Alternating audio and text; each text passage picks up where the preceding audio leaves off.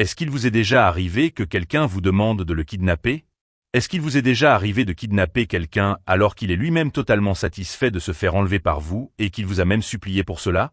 Malheureusement, c'est ce que j'ai fait. C'est-à-dire que j'ai enlevé quelqu'un à sa propre demande, et cet acte a été le début d'une immense avalanche qui a failli enterrer toute ma vie. Mon histoire est vraiment étrange, très captivante et digne d'être entendue. Alors ne manquez sous aucun prétexte ce récit pour comprendre quels événements m'ont frappé, des choses auxquelles j'ai encore du mal à croire moi-même. Je m'appelle Mathieu, j'ai 30 ans. Toute ma vie se résume aux vibrations du volant d'un vieux taxi et à des rues que je connais désormais centimètre par centimètre. Ma femme Amélie et moi sommes de ces gens qui se battent chaque jour pour rester dans ce jeu qu'est la vie.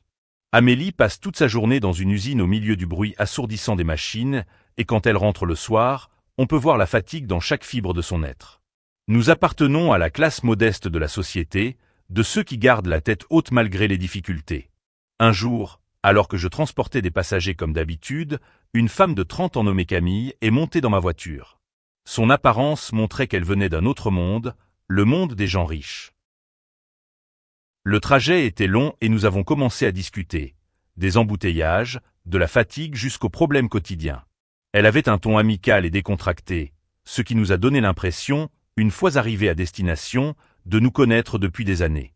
Mais juste avant de descendre, elle m'a fait une proposition qui a figé mon cerveau pendant quelques instants. Camille m'a dit « Mathieu, kidnappe-moi.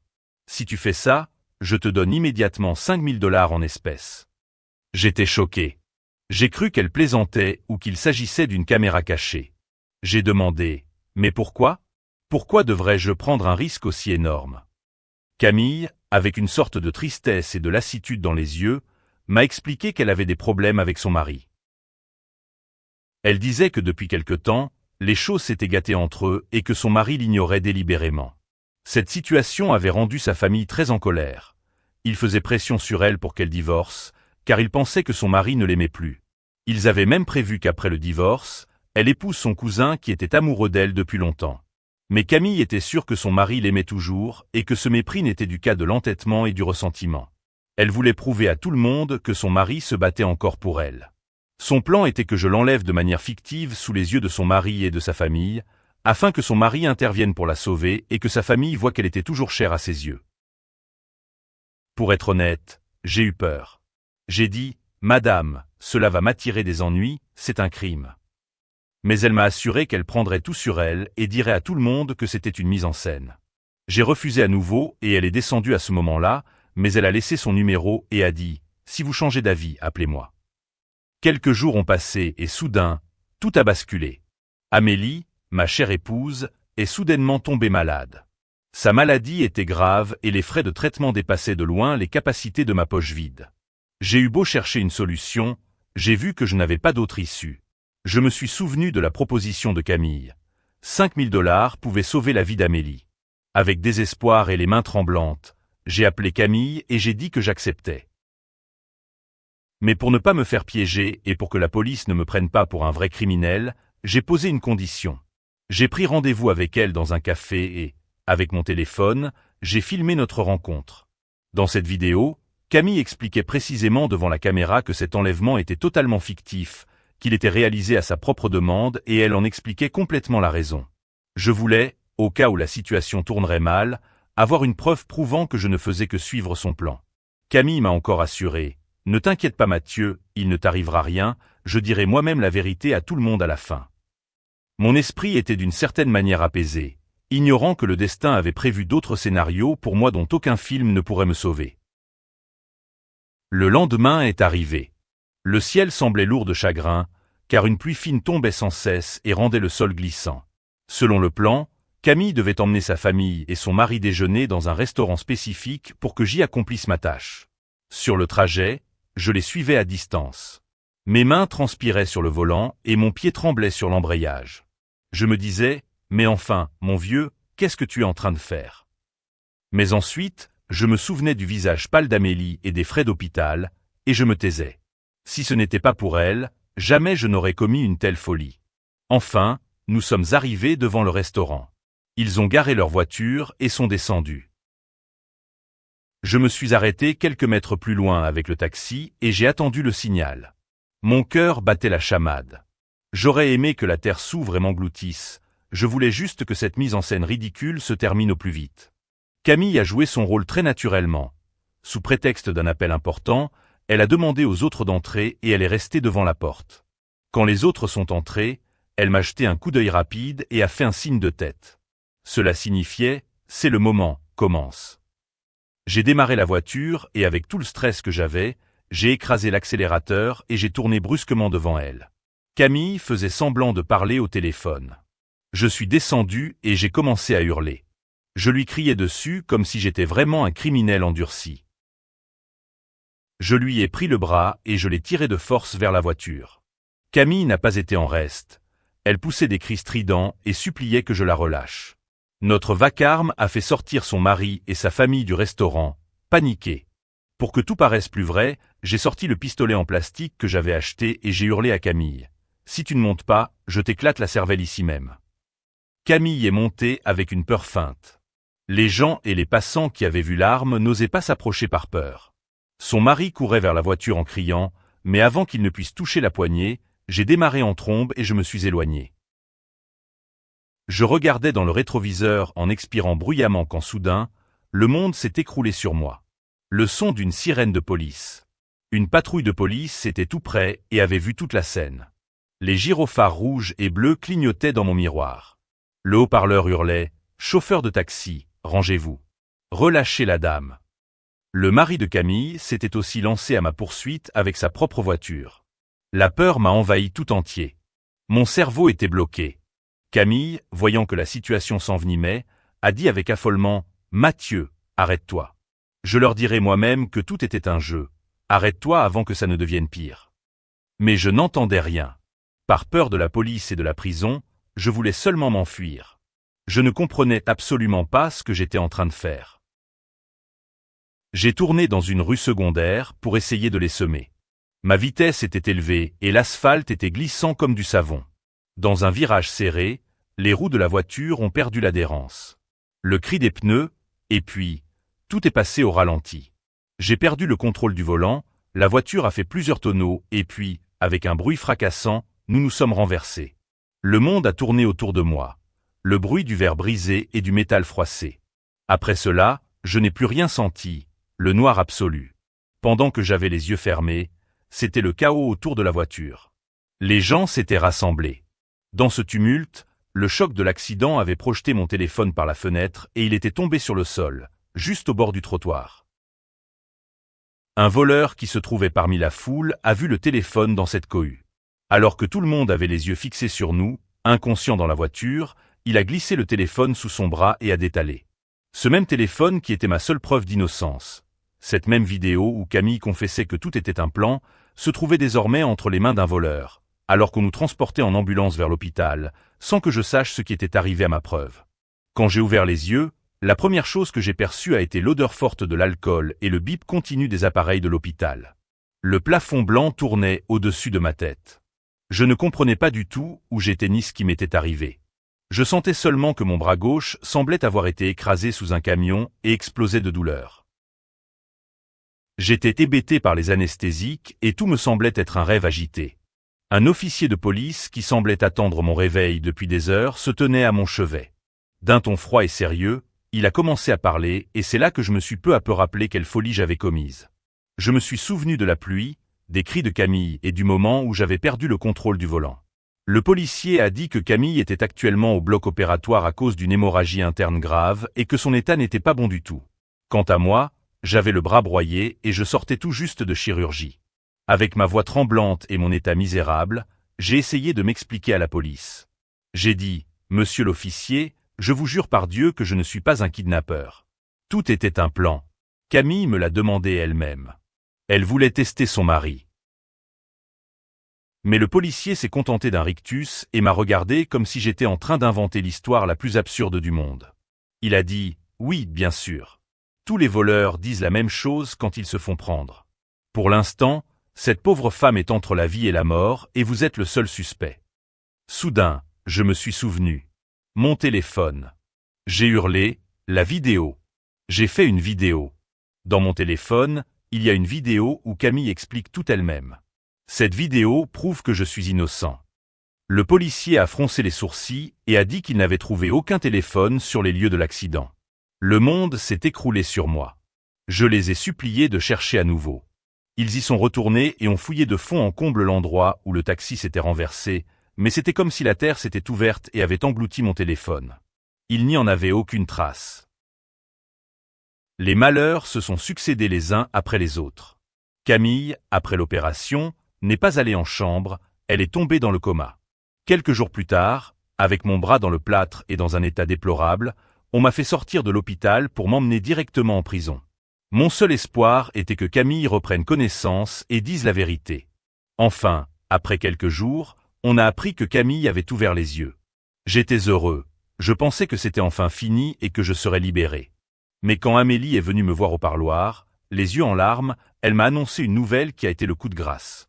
Camille, à cause du choc à la tête, avait perdu la mémoire. Elle avait oublié ces dernières années et ne se souvenait pas du tout que j'existais ni qu'il y avait un plan.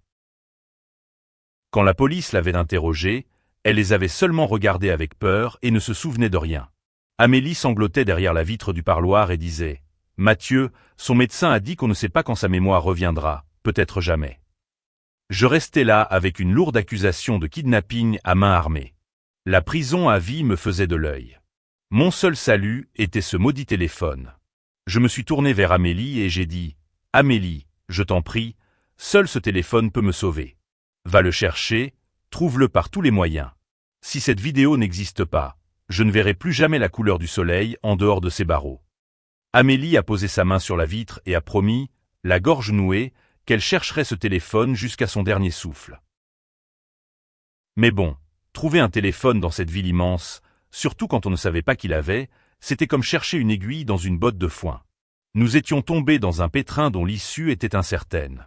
Quand Amélie m'a quitté, elle savait que nous avions très peu de temps. Avec une autorisation de la police, elle a couvert toute la ville d'affiches. Dans les journaux, sur les sites web et dans tous les recoins des réseaux sociaux qu'on puisse imaginer, elle a mis des annonces. Elle avait écrit « Toute personne rapportant le téléphone perdu de Mathieu recevra une récompense généreuse et substantielle. » Bien sûr, elle savait elle-même que nous n'avions pas un sous-vaillant, mais c'était le seul moyen de faire sortir de son trou le rat-immonde qui avait volé le téléphone. 2 jours ne s'étaient pas écoulés que quelqu'un s'est manifesté. Un homme de 35 ans nommé Julien a appelé Amélie avec un numéro virtuel. C'était un de ces types malins qui ne voulaient pas laisser de traces. D'un ton arrogant, il a dit « Écoutez madame, je ne suis pas un voleur, mais un de mes amis a trouvé ce téléphone. Si vous voulez la vidéo que vous cherchez, vous devez débourser 50 000 $ en espèces. 50 000 $. Ce montant pour nous, qui avions du mal à joindre les deux bouts, ressemblait à une blague amère. Julien a posé comme condition que la police ne soit pas mise au courant, sinon le téléphone disparaîtrait à tout jamais. Amélie, n'ayant pas d'autre choix, a joué le jeu et a accepté. Il a été convenu d'échanger l'argent contre le téléphone dans une usine désaffectée à l'extérieur de la ville. Amélie, qui était une femme intelligente, ne resta pas inactive. Elle alla se procurer 50 000 $ en faux billets. Elle savait qu'elle jouait avec le feu, c'est pourquoi elle demanda à sa meilleure amie, Chloé, de surveiller l'opération de loin. Il fut convenu que si Julien prenait l'argent sans donner le téléphone, ou s'il se rendait compte que les billets étaient faux et s'enfuyait, Chloé le suivrait comme une ombre pour trouver son adresse. Le jour du rendez-vous, l'usine désaffectée ressemblait à un décor de film d'horreur, froid et silencieux. Amélie s'avança avec le sac d'argent. Chloé était cachée dans un coin, retenant sa respiration. Julien arriva, s'empara du sac et commença à vérifier l'argent. Il ne fallut pas longtemps pour que les yeux de Julien deviennent rouges de colère. Il avait compris que l'argent n'était que du papier sans valeur. Il cria si fort que les murs de l'usine en tremblèrent. Amélie, bien que terrifiée, ne se laissa pas démonter et commença à s'excuser. Elle dit « Je suis désolée, c'est tout ce que j'ai pu rassembler pour l'instant, donne-moi quelques jours, je t'apporterai le vrai argent. » Julien, furieux, monta dans sa voiture sans donner le téléphone et démarra en trombe. Mais il ne savait pas que Chloé était sur ses talons comme une ombre. Chloé le suivit à bonne distance pour ne pas éveiller les soupçons de Julien, et finit par arriver à la maison de cet homme. Une fois l'adresse donnée à Amélie, celle-ci se mit à monter la garde.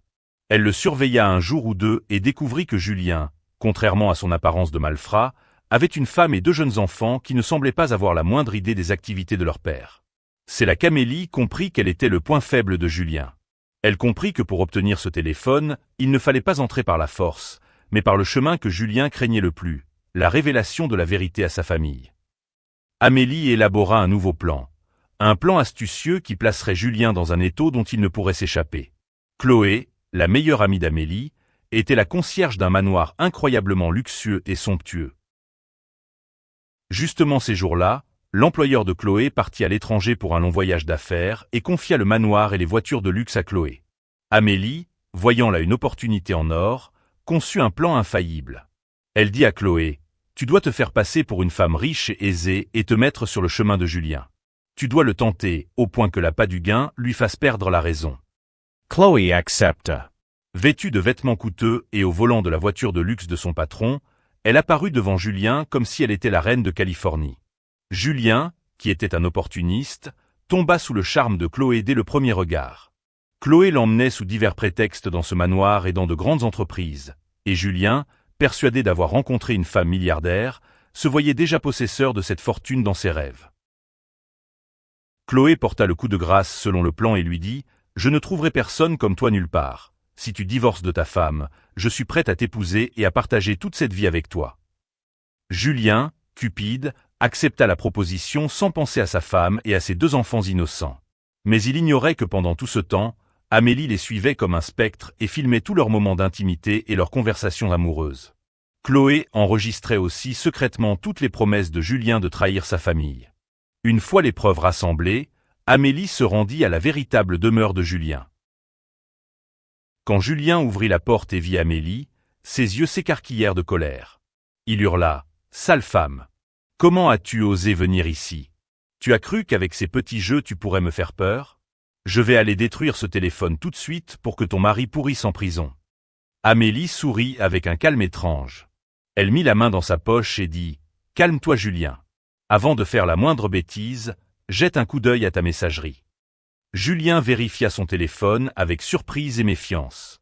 Quand il vit les vidéos et les enregistrements sonores de lui-même et de Chloé, il devint blanc comme un linge. Il comprit enfin que Chloé avait été le pion d'Amélie pendant tout ce temps et que ce manoir et cette fortune n'étaient qu'un immense piège. Amélie, d'un ton qui faisait frissonner Julien, dit « Écoute Julien, je ne cherche pas les ennuis. Je veux seulement le téléphone de mon mari. Si tu ne me donnes pas le téléphone tout de suite, j'envoie ces vidéos à ta femme.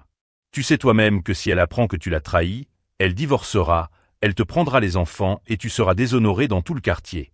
Le choix t'appartient. Tu me donnes le téléphone ou je réduis ta vie en cendres. » Julien, voyant qu'il n'avait pas d'issue et que tout son monde était au bord du gouffre, alla chercher d'une main tremblante le téléphone de Mathieu et le donna à Amélie.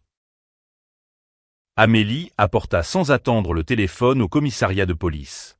Quand l'officier chargé de l'affaire vit la vidéo à l'intérieur du téléphone, la vidéo même où Camille disait avec un sourire et satisfaction « J'ai demandé moi-même à Mathieu de m'enlever et ce n'est qu'une mise en scène », il n'eut plus rien à ajouter. Mon innocence s'était prouvée. Ce film ne m'a pas seulement sauvé des barreaux de la prison, mais il a prouvé que dans ce monde cruel, parfois seul l'amour et l'intelligence d'une femme comme Amélie peuvent renverser la situation. J'ai été libéré, mais j'ai appris que jamais, même pour sauver l'être le plus cher, on ne doit entrer dans les jeux dangereux des autres. Car la vérité ne se déroule pas toujours comme on le pense. Je suis un scénariste professionnel et toutes les histoires que je partage sur ma chaîne sont écrites par moi-même. Elles ne sont pas copiées comme sur beaucoup d'autres chaînes YouTube. L'écriture de ces histoires prend beaucoup de temps. Alors merci de me soutenir en likant la vidéo et en vous abonnant à la chaîne pour m'encourager à écrire de nouvelles histoires.